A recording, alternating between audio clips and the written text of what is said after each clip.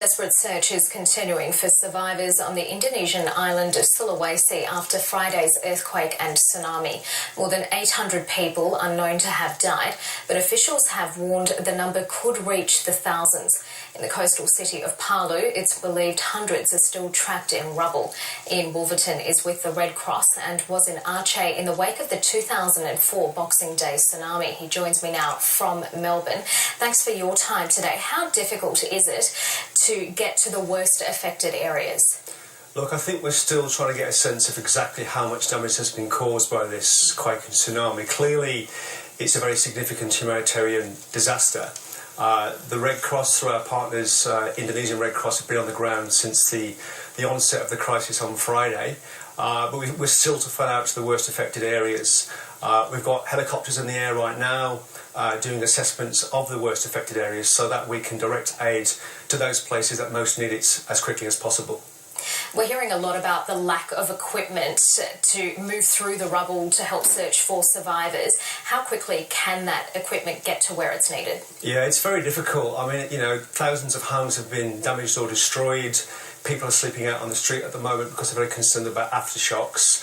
So it is difficult, but again, we've got dozens of staff and volunteers on the ground actually involved with the process of digging people out from collapsed buildings. Very difficult work, very grisly work, but they're very committed to that. Obviously, we're very much in the search and rescue stage of this crisis. Do you understand, with fuel and food stocks running low already, that problem will become even more acute in the coming days? It's very likely to, unfortunately.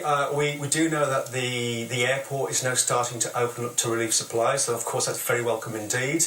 But from my experience working these kinds of crises, it can be very difficult to get aid to the worst affected areas, but we're very determined to do that as quickly as possible, and we can do that because we have a very significant humanitarian capacity on the island. How do you compare what you've seen so far to what you experienced in 2004 in Aceh? It's impossible to compare these crises, to be honest. Obviously, I haven't been to Sulawesi, but the images I've seen would suggest that there's a very significant level of humanitarian need. So obviously, the Red Cross is very concerned for those people affected by this crisis. And that's why today we've launched our appeal so Australians can support our work in the affected areas.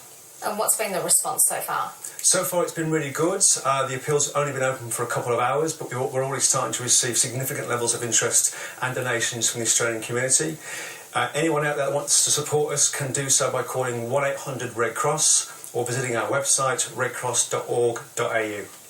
And do you, as the Red Cross, have the resources that you need there? You said that you've got helicopters flying over some of the worst affected areas, but we know that death toll will rise.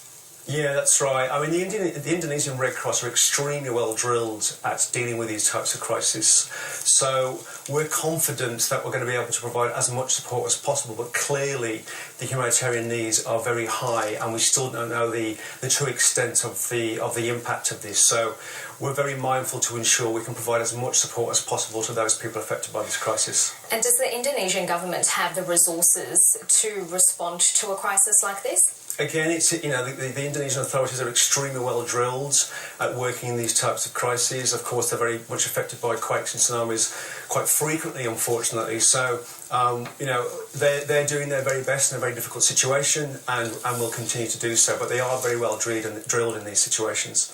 Ian Wolverton, thank you for your time today. Thank you. The White House has denied